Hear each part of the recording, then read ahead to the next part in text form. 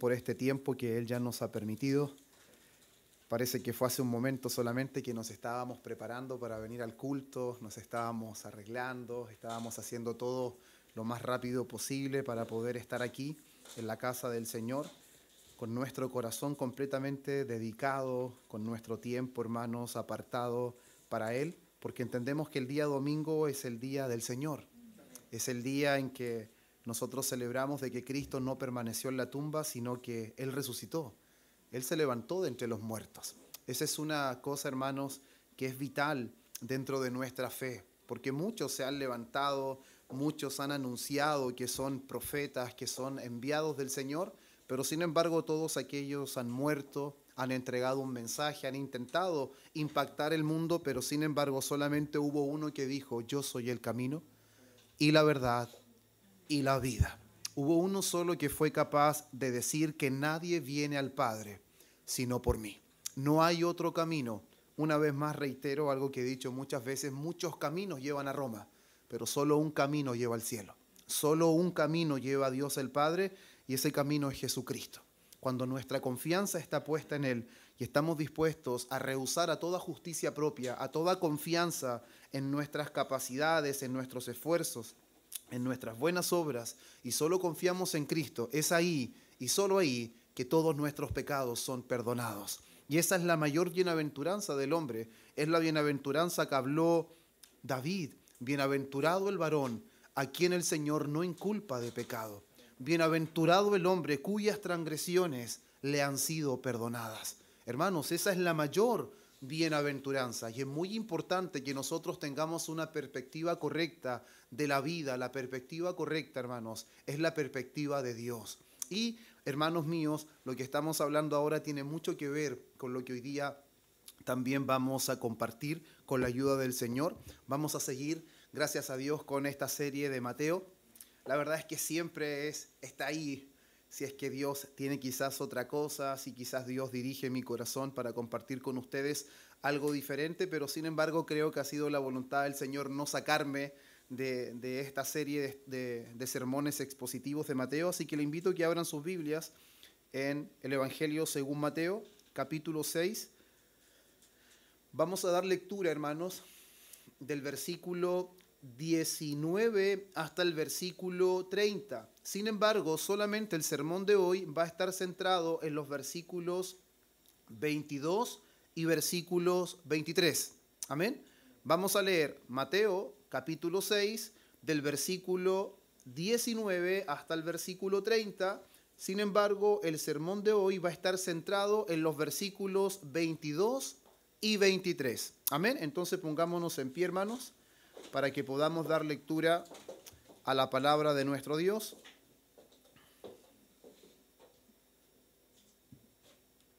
Mateo capítulo 6, versículo 19 al 30 dice así: no os hagáis tesoros en la tierra, donde la polilla y el orín corrompen, y donde ladrones minan y hurtan, sino haceos tesoros en el cielo, donde ni la polilla ni el orín corrompen, y donde ladrones no minan ni hurtan, porque donde esté vuestro tesoro, allí estará también vuestro corazón. La lámpara del cuerpo es el ojo, así que si tu ojo es bueno, todo tu cuerpo estará lleno de luz, pero si tu ojo es maligno, todo tu cuerpo estará en tinieblas. Así que si la luz que en ti hay es tinieblas, ¿cuántas no serán las mismas tinieblas? Ninguno puede servir a dos señores, porque o aborrecerá al uno y amará al otro, o estimará al uno y menospreciará al otro. No podéis servir a Dios y a las riquezas. Por tanto os digo, no os afanéis por vuestra vida, qué habéis de comer o qué habéis de beber, ni por vuestro cuerpo, qué habéis de vestir. ¿No es la vida más que el alimento y el cuerpo más que el vestido? Mirad las aves del cielo, que no siembran ni siegan, ni recogen en graneros, y vuestro Padre Celestial las alimenta. ¿No valéis vosotros mucho más que ellas? ¿Y quién de vosotros podrá, por mucho que se afane, añadir a su estatura un codo? Y por el vestido, ¿por qué os afanáis? Considerad los lirios del campo, cómo crecen, no trabajan ni hilan. pero os digo que ni aun Salomón con toda su gloria se vistió así como uno de ellos. Y si la hierba del campo que hoy es y mañana se echa en el horno, Dios la viste así, ¿no hará mucho más a vosotros, hombres de poca fe? Amén. Vamos a orar. Padre eterno, en el nombre de Jesucristo nuestro Señor, una vez más, Dios mío, nuestro corazón está delante de usted. Padre eterno, porque reconocemos que toda buena dádiva solamente proviene de lo alto, del Padre de las luces, Señor, en quien no hay sombra de variación, en quien no hay mudanza, aquel que es inmutable, Señor. Y es por eso que estamos aquí, porque creemos que usted no cambia, Señor. Y usted, Padre mío, permanece fiel siempre. Y su fidelidad, Señor, es manifestada a nosotros por medio de su palabra. Podemos ver, Señor, cómo su palabra ha obrado, Dios, en nuestra vida. Cómo su palabra, Dios, ha alumbrado en medio de grande oscuridad en nuestro corazón. Hemos visto cómo, Señor, estas palabras del Sermón del Monte han impactado nuestra vida, Señor, desde el comienzo. Bienaventurados los pobres en espíritu, Señor. Gracias porque todo esto ha sido una seguidilla de enseñanzas que son muy necesarias para nosotros. Necesitábamos comprender, Dios mío, que aquellos que hemos sido alumbrados por tu gracia, caminamos de una manera muy distinta, porque las leyes que rigen nuestro corazón no son las de este mundo, no son las de esta tierra, sino son las que, Dios mío, vienen de ti. Es tu voluntad, Señor. No nos interesan los deseos de los ojos, ni tampoco la vanagloria de la vida, porque el mundo pasa y también sus deseos, pero el que hace la voluntad de Dios permanece para siempre. Y esa es la permanencia, Dios mío, que tú nos das por medio de tu palabra. Por eso usa mi vida en esta mañana, Señor. Guíame conforme a tu voluntad. Dame la gracia, Dios mío, para poder explicar y poder enseñar, Dios mío, con fidelidad tu palabra, y que mis hermanos sean bendecidos y tu palabra, Señor, sea prosperada en cada uno de sus corazones, porque te lo pido, Señor, en el nombre de Jesús. Amén y amén. Pueden tomar su asiento.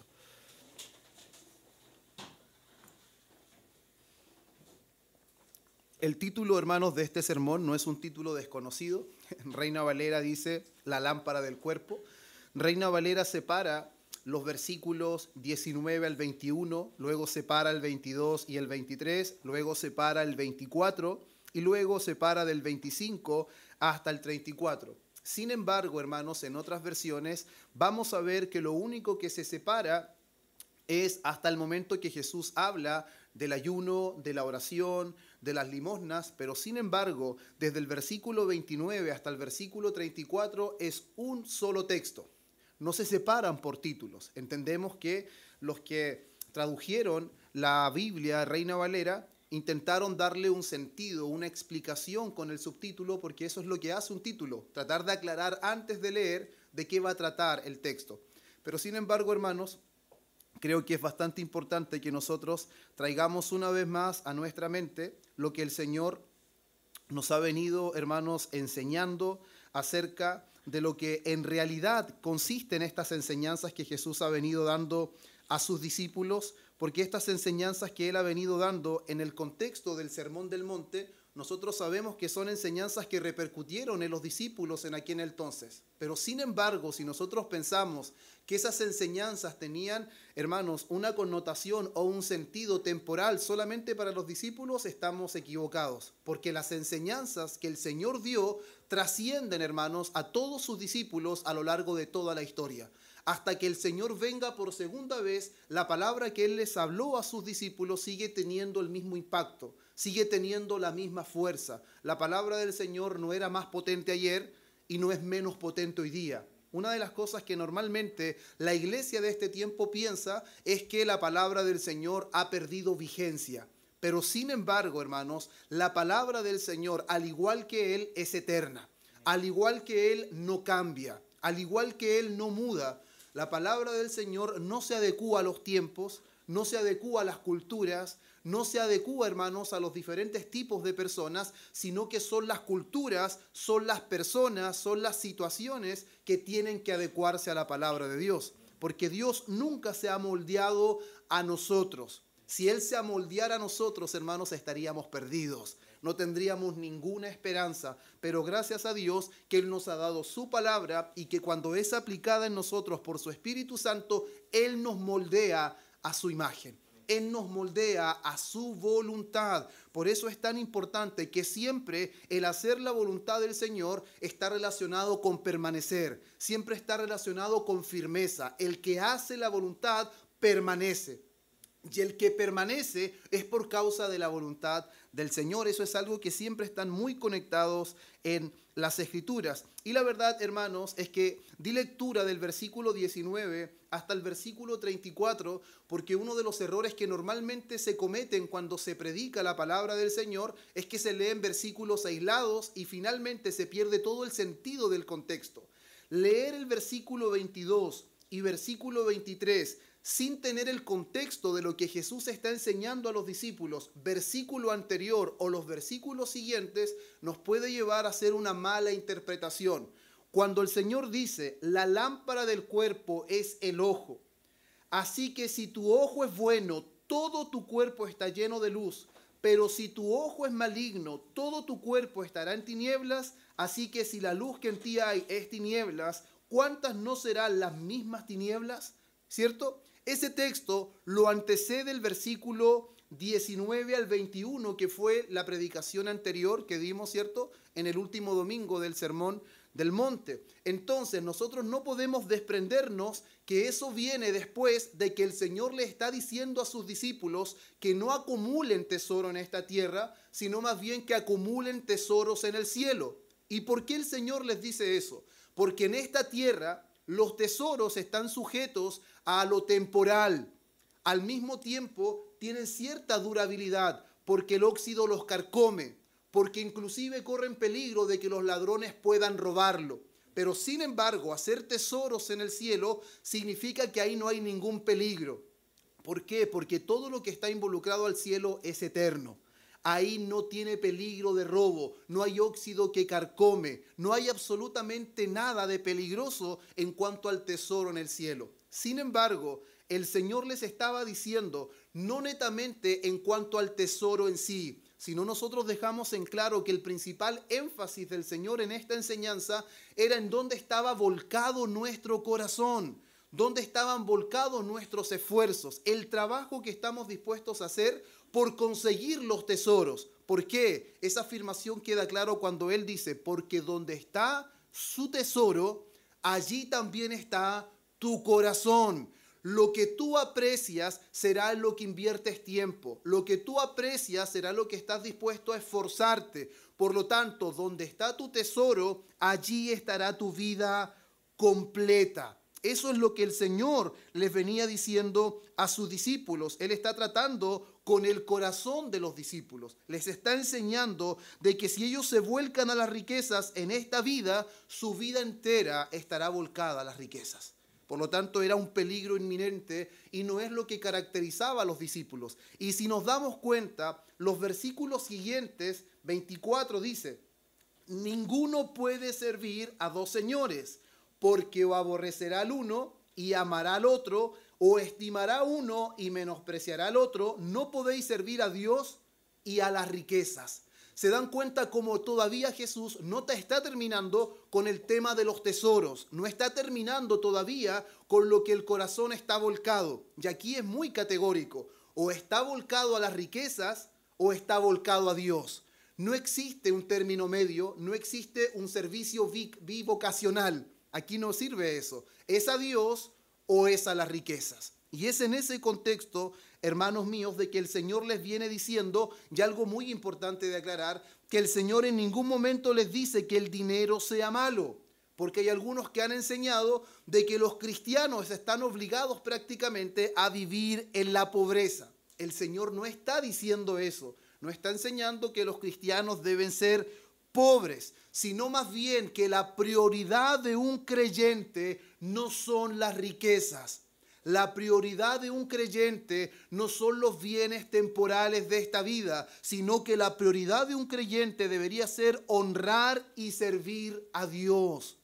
Esa debería ser la prioridad de un creyente. Ahora, hermanos, cuando nosotros leemos esto a la luz del contexto, el texto de versículo 22 y versículo 23, lo primero que nos encontramos es que el Señor Jesús nos va a dar una ilustración o nos va a dar una metáfora. Él dice, la lámpara del cuerpo es el ojo.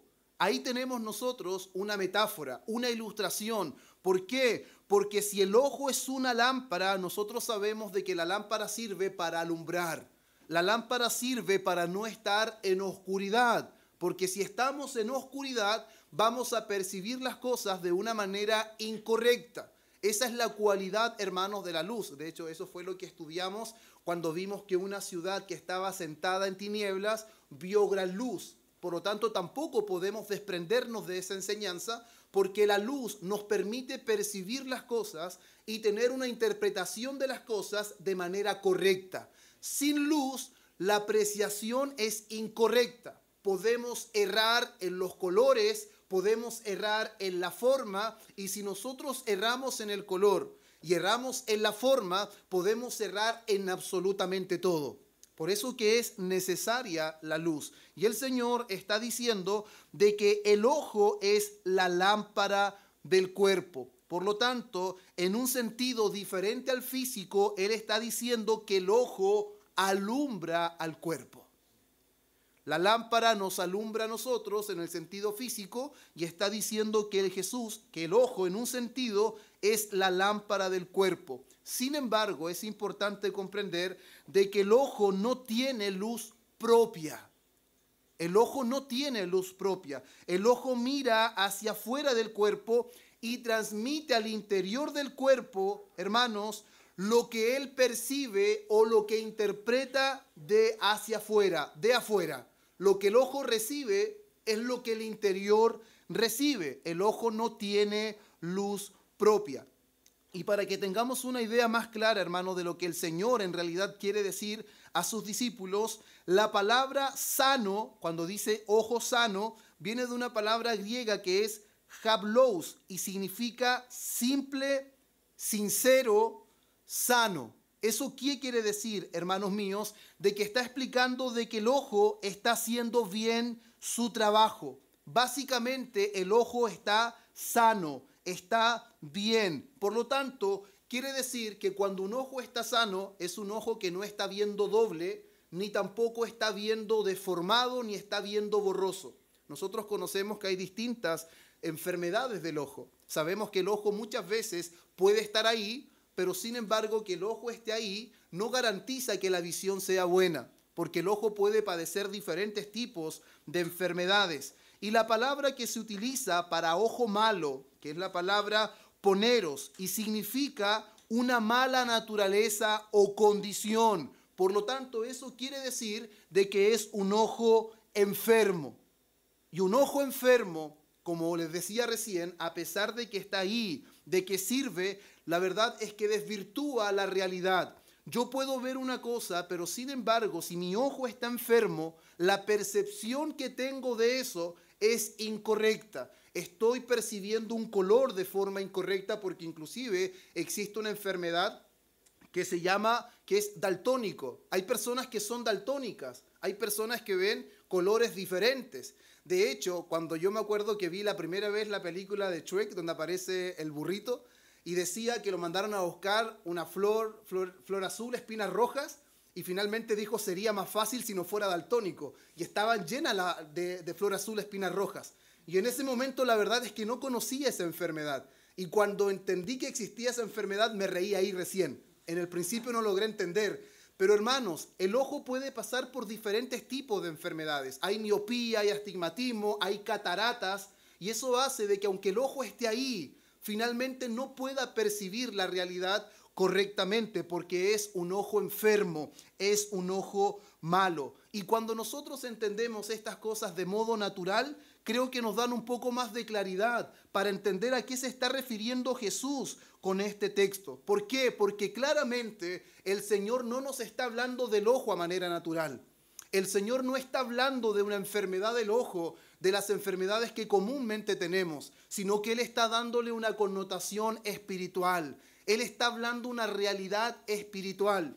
Y esta realidad espiritual, hermanos míos, está completamente relacionada con lo que él viene diciendo de los tesoros en el cielo o tesoros en la tierra. Está directamente involucrada con Dios o las riquezas. Está directamente relacionada con el afán, con la ansiedad, con las preocupaciones, con la poca fe, que es lo último que menciona el versículo 30.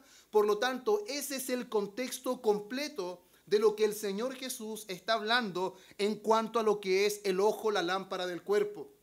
Y es esencial lo que Él está diciendo, porque todo lo que Él dijo antes, hermanos, y todo lo que dice después, realmente descansa en este versículo 22 y 23, porque todos nuestros esfuerzos, hermanos, todas nuestras motivaciones, todo lo que nosotros hagamos o dejemos de hacer, va a depender directamente de cómo interpretamos o qué percepción tenemos de las cosas. De acuerdo a cómo percibimos, de acuerdo a cómo vemos las cosas, es que nos vamos a motivar en pos de eso, o vamos a hacer en pos de eso. Vamos a buscar lo que vemos que vale la pena.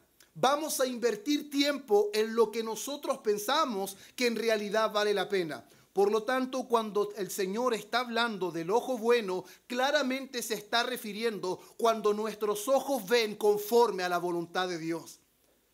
Un ojo bueno que alumbra todo su cuerpo es un ojo que está viendo desde la perspectiva divina. Es un ojo teocéntrico, que está centrado en Dios. No es un ojo que se deja guiar por lo que el mundo vende, por lo que el mundo ofrece. ¿Por qué? Porque cuando habla de que el cuerpo está lleno de luz, normalmente la palabra cuando habla de luz está hablando de verdad, está hablando de justicia, hermanos.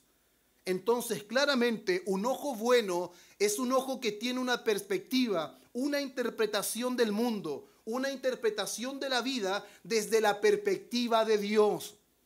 Eso quiere decir que el ojo bueno permitirá que su cuerpo ame lo que Dios ama.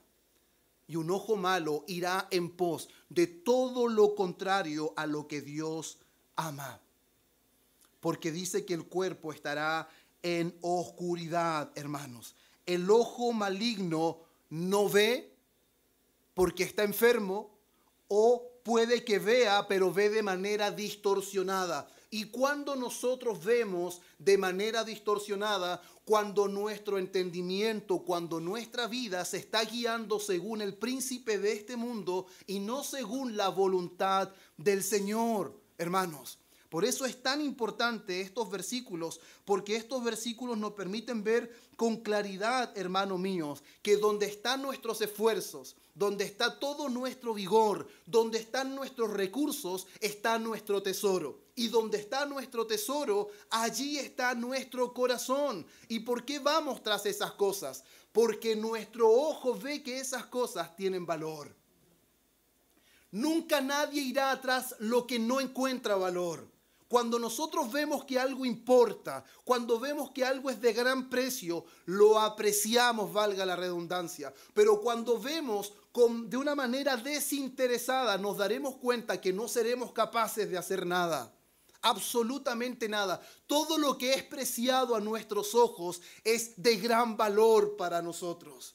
Hermanos, hay diferentes gustos en todos los sentidos, en todos los aspectos de la vida hay diferentes gustos. Los gustos de una persona no son los gustos de otras y normalmente todo entra por la vista. Por eso me encantan estos versículos que el Señor incluye en medio de los tesoros, en medio de las riquezas, en medio del afán, del esfuerzo desmedido, de la preocupación de la vida.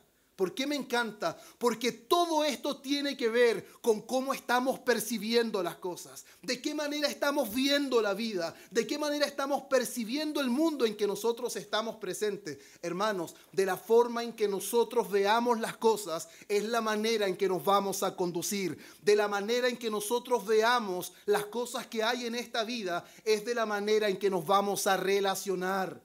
Si usted ve muy importante la necesidad de una casa, ve muy importante la necesidad de un auto, ve muy importante la necesidad de éxito en esta vida y no ve importante crecer espiritualmente, si no ve importante madurar en la fe, si no ve importante dar fruto de santidad, es porque la percepción que tiene de la vida no es según Dios.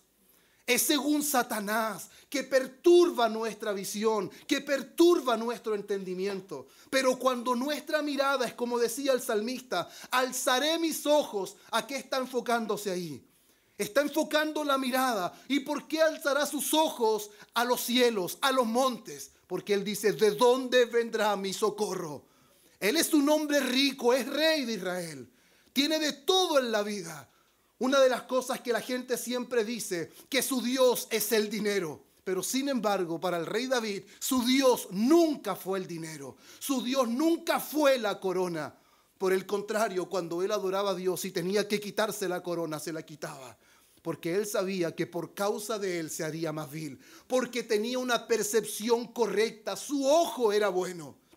Pero sin embargo, cuando tenemos una percepción equivocada de las cosas y empezamos a mirar según nuestro criterio y empezamos a apartar la mirada de las cosas como en realidad Dios dice que son, hermanos, vamos a vernos en serios problemas.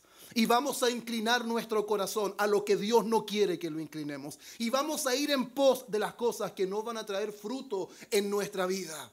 Por eso él dijo, donde está tu tesoro, allí está tu corazón. Lo que tu ojo aprecia, ahí irá tu corazón junto con él. Esas son las cosas que tú buscarás, hermanos. Y es importante que nosotros entendamos estas cosas. ¿Por qué? Porque el mundo entero, dice Juan en su primera carta, capítulo 5, versículo 18 y 19. Sabemos que todo aquel que ha nacido de Dios no sigue pecando. Más bien, aquel que fue engendrado de Dios lo guarda y el maligno no lo toca. Sabemos que somos de Dios y que el mundo entero está bajo el maligno, hermanos. ¿Eso qué quiere decir? Que claramente hay dos perspectivas. O caminamos bajo la perspectiva de Dios, o miramos todo como Dios lo ve, o seguimos mirando bajo la perspectiva del maligno. Seguimos viendo la vida y todo lo que nos rodea desde la interpretación que Satanás ha querido darle a este mundo. ¿Cuál fue la interpretación que le dio de las riquezas a este mundo? A Jesús intentó tentarlo con eso. Lo mencionamos en el sermón anterior. Te doy todas estas riquezas, toda la gloria, todos los tesoros de este mundo, pero si postrado me adoraras y si postrado Él lo sirve. ¿Y qué dijo Jesús? Solamente a Dios adorarás y solamente a Él le servirás. Hermanos, cuando nuestro corazón se aparta en pos de cosas que están apartándonos de la sincera fidelidad a Cristo, de nuestra sincera devoción a Dios, cuando nuestros anhelos son más profundos, hermanos, y están dedicados a todas las cosas temporales de esta vida y nuestro máximo anhelo no está relacionado con lo eterno, es porque nuestro ojo es malo, porque nos está dando una interpretación incorrecta de las cosas. El ojo es bueno cuando ve según Dios, cuando ve según su verdad, cuando ve según, hermanos, lo que Dios ha dicho. Y quiero que leamos y dediquemos un tiempo no menor al Evangelio de Juan, capítulo 8. Quiero que veamos un relato, hermanos, que nos va a dar mucha evidencia de lo que estamos compartiendo ahora. Evangelio de Juan, capítulo 8, versículo 31. Vamos a leer del 31 en adelante, vamos a ir leyendo versículos saltados. 8:31 dice así: Dijo Jesús entonces a los judíos que habían creído en él: si vosotros permaneciereis en mi palabra, seréis verdaderamente mis discípulos y conoceréis la verdad, y la verdad os hará libres. Lo primero que él les está diciendo, que para que sean libres deben conocer la verdad, ¿cierto? Y él es la verdad. Le respondieron: linaje de Abraham somos y jamás hemos sido esclavos de nadie. ¿Cómo dices tú, seréis libres? Jesús le respondió: de cierto os digo, Todo aquel que hace pecado, esclavo es del pecado. Por lo tanto, ¿qué es lo que estamos viendo nosotros aquí, hermanos? Lo primero es que ellos tenían la noción de que eran hombres libres, que por ser descendientes de Abraham eran hijos de Dios. Pero sin embargo, su percepción de la realidad era incorrecta. Jesús les dice, ustedes no son libres. Ustedes son esclavos, porque el que hace pecado es esclavo del pecado. Y esa palabra, esa afirmación, hermanos, está también vigente en este tiempo. Hay muchas personas que tienen una percepción equivocada. Por pertenecer a una iglesia, por acudir a cultos ciertos días en la semana, pueden pensar que son hijos de Dios, pero sin embargo siguen siendo esclavos del pecado. El que es esclavo del pecado no ha conocido la verdad, porque la verdad os hará libres. Eso es lo que dice el Señor. La primera percepción sobre ellos es que eran libres, pero la verdad es que eran esclavos. Versículo 35. Y el esclavo no queda en casa para siempre, y el hijo sí queda para siempre. Así que si el hijo os libertare, seréis verdaderamente libre. La libertad real viene solamente mediante Jesucristo. Versículo 39. Respondieron y le dijeron, nuestro padre es Abraham.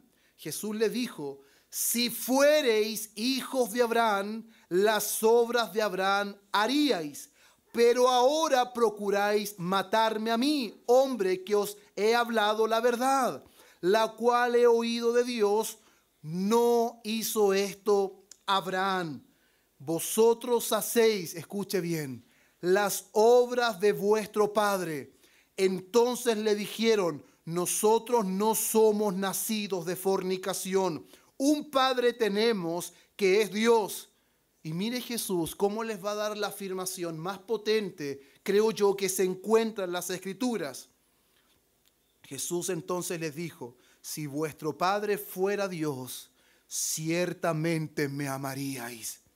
Porque yo de Dios he salido y he venido, pues no he venido de mí mismo, sino que Él me envió. Versículo 43. ¿Por qué no entendéis mi lenguaje? Porque no podéis escuchar mi palabra. Vosotros sois de vuestro padre el diablo, y los deseos de vuestro padre queréis hacer. Hermanos, estas personas judías que están con Jesús tienen una percepción muy equivocada referente al plan de Dios, referente a la voluntad de Dios. Ellos tienen puesta su confianza ¿dónde? En que son descendientes de Abraham, según la carne, que ellos no son hijos de fornicación, que ellos no son como los gentiles. Tienen puesta la confianza en cosas completamente equivocadas. ¿Y qué les dice Jesús? No es verdad. Ustedes primero no son libres. Ustedes son esclavos. Al mismo tiempo, ustedes no son hijos de Abraham. Porque si fueran de Abraham, las obras de Abraham harían. Y segundo, ustedes no son hijos de Dios, porque si fueran hijos de Dios, ustedes me amarían. ¿Eso qué significa? Ellos lo estaban viendo sus obras, estaban viendo su carácter, estaban viendo su santidad, pero sus ojos eran malos. No podían ver la santidad de Cristo, no podían ver la gracia de Cristo, porque sus ojos eran malos.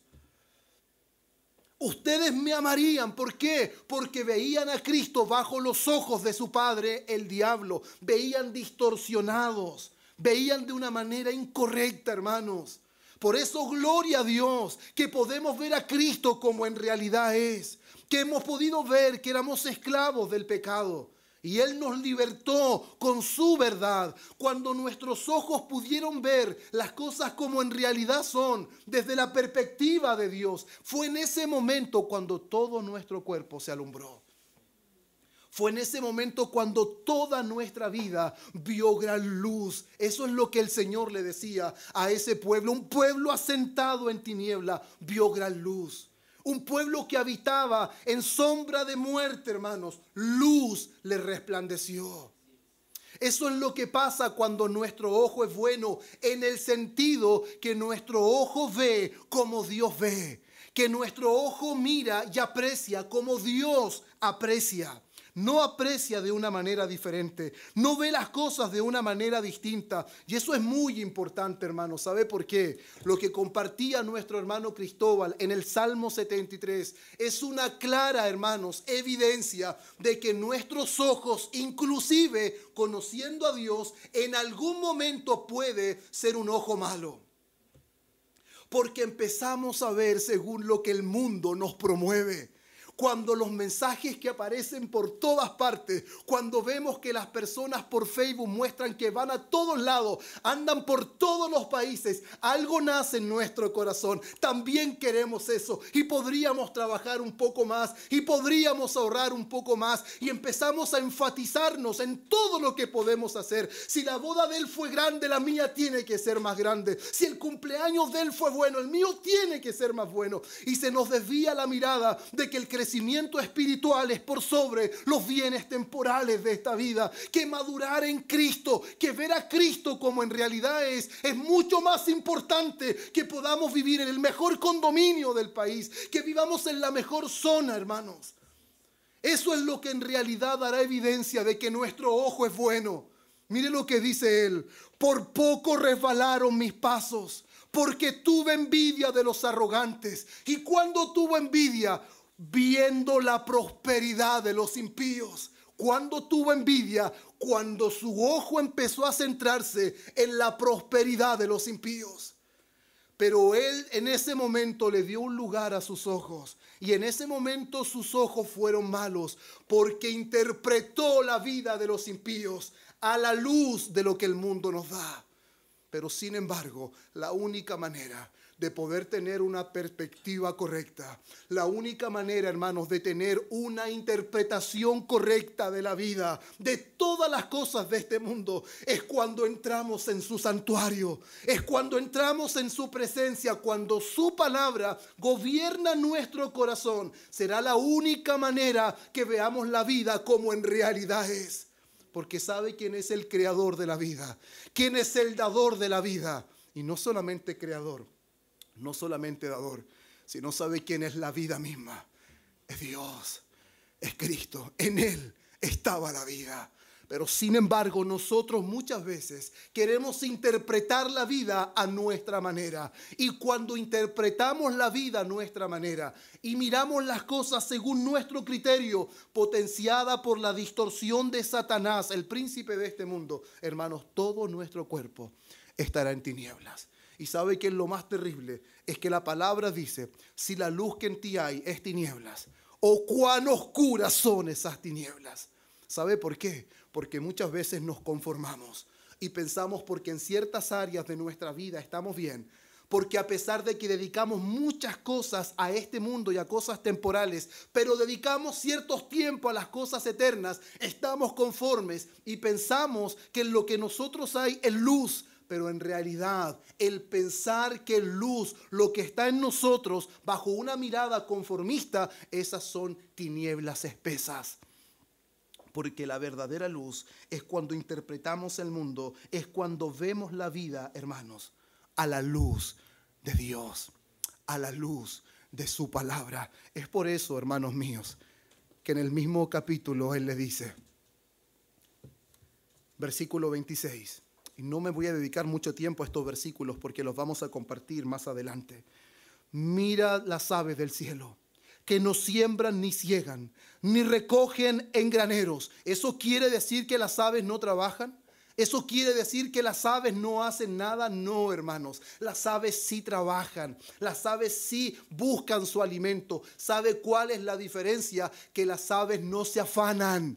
Las aves confían que todo el tiempo el alimento está. Ellos saben que el alimento nunca les escasea, que en el tiempo indicado el alimento está, que en tal momento está en tal lugar, que en tal momento está en otro lugar, pero ellas nunca se afanan desmedidamente. Las aves no conocen la palabra preocupación.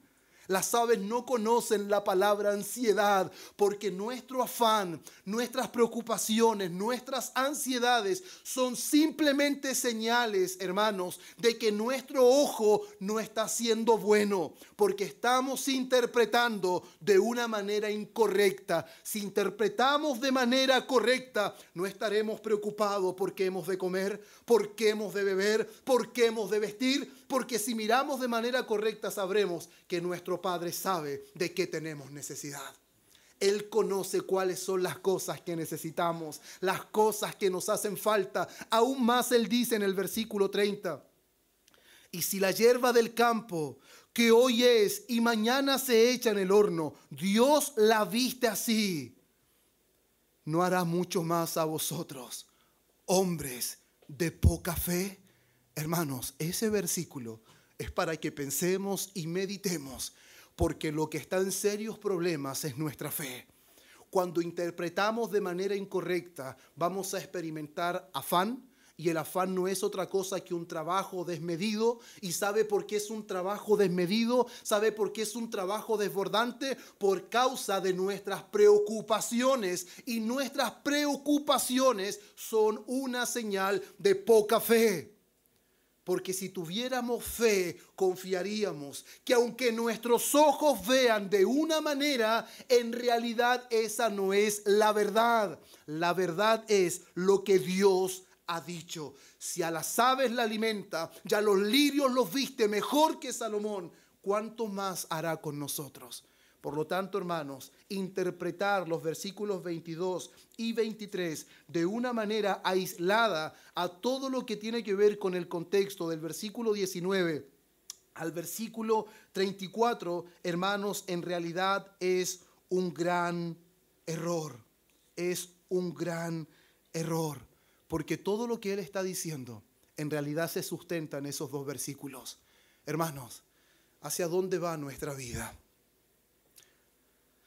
¿A dónde está todo lo que nosotros hacemos? ¿Dónde están enfocados nuestros sueños? ¿O qué nos quita el sueño? ¿Qué nos desvela? ¿Cuáles son nuestros máximos anhelos? ¿En dónde nosotros estamos trabajando más? Eso dará evidencia de qué manera estamos interpretando las cosas. Según la interpretación que le demos a las cosas, a la vida, será la manera en que las valoremos. Y en cuanto las valoramos, será la manera en la que trabajamos y nos esmeramos y nos esforzamos y vamos en pos de ella. Hermanos, no permitamos nosotros que en realidad nuestro ojo finalmente termine siendo un ojo maligno, sino más bien esta palabra está porque Él está diciendo a sus discípulos que el mundo siempre intentará corrompernos. Siempre intentará Satanás desviarnos, hermanos, de la verdad de Dios. Siempre intentará sacarnos de la justicia de Dios. Pero sin embargo, hermanos míos, la palabra está para poder centrarnos y guiarnos hacia la voluntad del Señor. Porque todo lo que está en el mundo pasa. Y los deseos pasan. Pero el que hace la voluntad de Dios permanece para siempre. Esa palabra, donde está tu tesoro, allí está tu corazón. Si tu ojo es bueno, todo tu cuerpo está en luz. No puedes servir a Dios y las riquezas. No puedes vivir afanado por más que quieras añadir 1 milímetro. Eso dice algunas versiones, 1 codo a tu estatura. No podrás.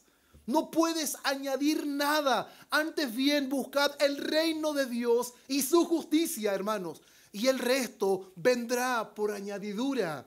Normalmente una mala interpretación de la vida, una mala interpretación de las cosas desde la perspectiva humana, desde la perspectiva de Satanás y no desde la perspectiva de Dios, nos llevará a buscar las añadiduras y descuidar el reino.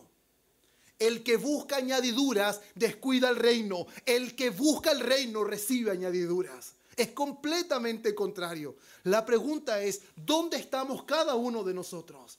¿Cómo está siendo nuestro ojo? ¿Hacia dónde está yendo nuestra vida? ¿Cuál es el énfasis de nuestro corazón? ¿Por qué cosas nuestro corazón está latiendo, hermanos? ¿Qué es lo que nos está quitando el tiempo?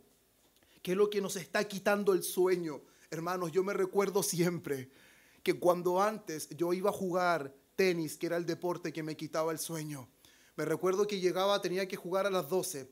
yo ya a las 6 de la mañana estaba pensando en que estaba jugando. Y cuando me iba acercando al recinto que iba a jugar, apresuraba mis pasos, porque me apasionaba, porque amaba ese deporte. Era capaz de no comer, era capaz de aguantar horas sin comer, era capaz de jugar 3 partidos en el día. Terminaba todo acalambrado jugando, pero era mi pasión, hermanos, porque yo veía que eso era algo hermoso. Veía que eso me llenaba, hermanos. ¿Qué nos llena? ¿Qué es nuestra satisfacción? ¿Dónde está nuestro tesoro, hermanos? Allí está nuestro corazón. Allí está nuestra vida. Si nuestro ojo aprecia a Cristo, nuestra vida evidenciará que Cristo es nuestro gran tesoro, que Él es la gran perla de gran precio. Pero sin embargo, si nuestro ojo es malo, estaremos llenos, hermanos, de oscuridad. Por eso el Señor dice en Lucas capítulo 12, versículo 15, miren y guárdense de toda avaricia, porque la vida del hombre no consiste en la abundancia de los bienes que posee. No consiste en eso. Hermanos, muchas personas se abstienen de predicar del dinero, de las riquezas, porque pueden pensar que en realidad se está haciendo un llamado simplemente a poder dar y dar y dar. El que habló del dinero mucho fue Cristo. El que habló mucho de las riquezas fue Cristo. Porque en realidad la administración de nuestros recursos económicos, la administración de nuestros recursos en cuanto a tiempo, en cuanto a fuerza, en cuanto a esmero, hablará mucho de cómo estamos viendo a Cristo. Cómo vemos a Cristo será evidenciado en cómo servimos a Cristo, en cómo rendimos nuestra vida a Cristo. Una vez más, hermanos, y ya estamos casi en la parte final del sermón. Una vez más, ¿dónde está nuestro énfasis? ¿En qué está nuestro énfasis? ¿Cuáles son nuestros proyectos de vida? Tener una casa no es malo. Tener un auto no es malo. No se malentienda. Trabajar para poder tener bienes y satisfacer sus necesidades y sus hijos no es malo. Pero ¿dónde está el énfasis? Se equipara el anhelo por la casa y el trabajo por la casa, el trabajo por las posesiones, con el mismo esmero por crecer espiritualmente. ¿Estamos dispuestos a trabajar de la misma forma, arduamente, porque nuestra santificación sea cada día mayor? ¿Estamos dispuestos a luchar con el pecado de la misma manera que estamos dispuestos a esforzarnos por ganar más dinero? ¿Estamos dispuestos a esforzarnos a vivir vidas piadosas, a tratar con nuestro carácter, a tratar con nuestros malos hábitos de la misma manera como estamos dispuestos a alcanzar dineros o fama o éxito en esta vida, hermanos? ¿Estamos dispuestos a eso? Nuestra vida dará evidencia. ¿Dónde está nuestro tesoro? Allí está nuestro corazón. Nuestra vida dará evidencia si nuestro ojo es bueno o si nuestro ojo es malo. No serán nuestros labios, hermanos. Será nuestra vida. Serán nuestros hechos. Por eso Jesús dijo claramente, por sus frutos los conocerán. Y eso viene más adelante, muy cerca en el capítulo 7. No está distanciado de las enseñanzas del Sermón del Monte. Por sus frutos los conocerán. Porque el buen árbol no puede dar mal fruto. Y el mal árbol no puede dar buen fruto. Así que, hermanos míos, es muy importante que nosotros meditemos. Si queremos que nuestro cuerpo esté en luz, esto no se trata simplemente de andar tapándose los ojos por mirar cosas buenas, mirar cosas malas. Es muy necesario tapar los ojos ante las cosas malas. Es muy necesario evitar ver cosas que me pueden corromper. Pero más que específicamente taparse los ojos ante cosas malas o abrirlo ante cosas buenas, en este sentido el contexto está enfocando de qué manera estamos percibiendo la vida, de qué manera estamos interpretando las cosas. ¿Las estamos interpretando a nuestra manera? ¿Estamos distorsionando las cosas? ¿Cuándo las distorsionamos? Cuando no las vemos según Dios, cuando no acudimos a su palabra. Mirad, dice Juan en el capítulo 3 de su primera carta, cuán amor nos ha dado el Padre para que seamos llamados hijos de Dios. Cuánta gente mira desde su perspectiva el amor de Dios y piensa que el amor de Dios es de una manera, pero la Biblia dice que el que ha nacido de Dios no practica el pecado. El que ha nacido de Dios ama a su hermano. El que ha nacido de Dios anda en justicia. Por lo tanto, Esa es la interpretación correcta del amor de Dios, no la interpretación que el mundo le da. Dios ama a todo el mundo indistintivamente, no importa que vayan en contra de la palabra.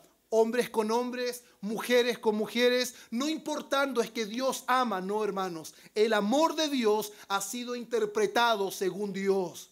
Y el amor de Dios en la vida de una persona resulta en la fuerza más grande operando en su vida para conformarse a la voluntad de Dios.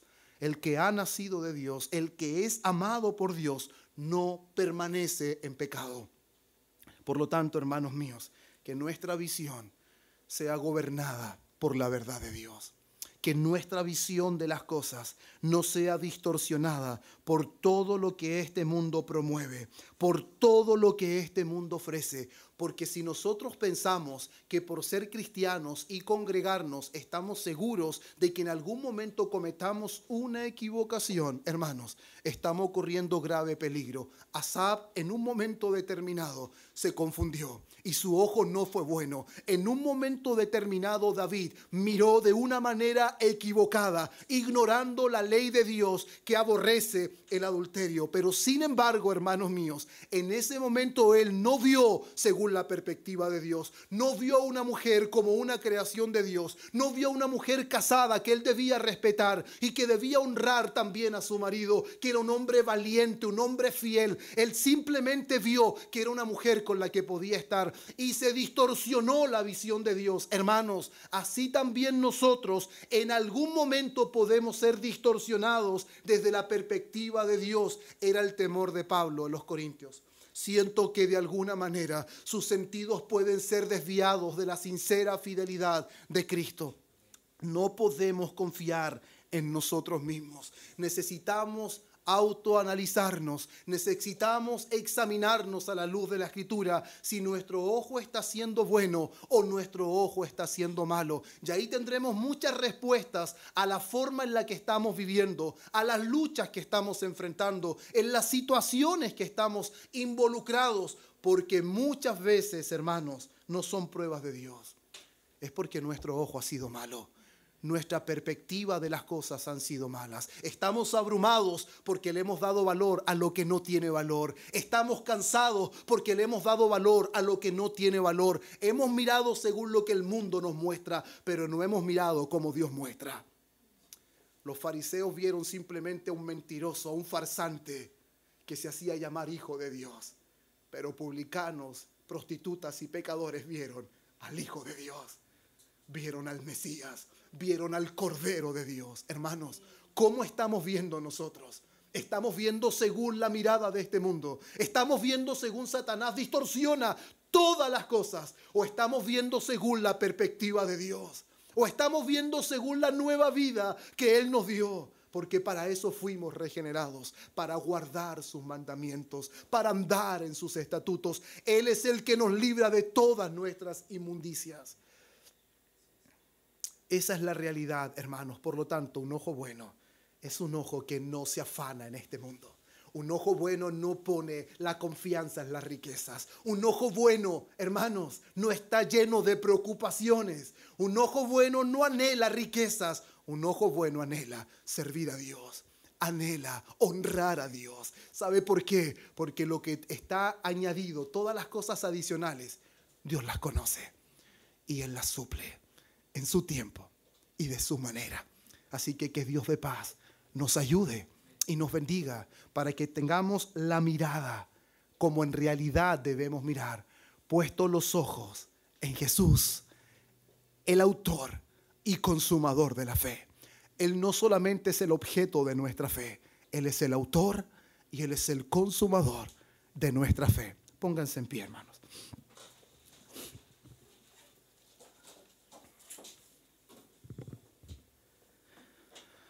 Padre eterno, gracias por este tiempo hermoso que usted en su gracia nos ha permitido. Oh Señor, perdónanos, porque muchas veces, Dios mío, hemos interpretado de una manera incorrecta la vida. Hemos interpretado de manera incorrecta el pecado. Hemos sido superficiales. Hemos sido muchas veces deshonestos contigo y nos hemos conformado a la superficialidad de nuestro corazón. aún conociendo que nuestro corazón es engañoso, aún conociendo que nuestro corazón es perverso. Pero ayúdanos, Señor. No queremos que nuestro cuerpo esté en oscuridad. Queremos que todo nuestro cuerpo esté en luz. Ayúdanos a interpretar según tu perspectiva. Ayúdanos a mirar este mundo según tú lo miras, Señor, porque tú eres el creador y sustentador de todas las cosas. Ayúdanos, Señor, para que nuestro arrepentimiento sea genuino, para que nuestro arrepentimiento sea real. Solamente tu Espíritu puede conducirnos a tal arrepentimiento. Solo tu Espíritu puede alumbrarnos a tal punto de que nuestros ojos sean una verdadera lámpara que alumbre todo nuestro cuerpo.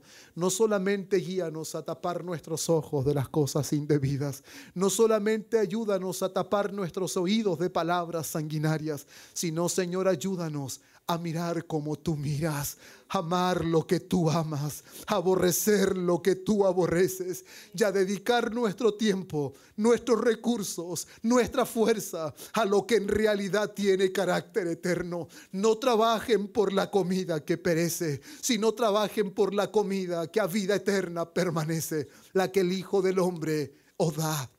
Gracias, Dios, por esta palabra. Ruego que sea glorificada en cada uno de nuestros corazones y que nuestras vidas den evidencias de que tu palabra hoy nos ha alumbrado, de que tu palabra hoy ha interactuado no solamente con nuestro entendimiento, sino que tu palabra ha interactuado y ha quedado guardada en nuestro corazón para no pecar contra ti. Gracias, Padre, en el nombre de Cristo. Amén y amén.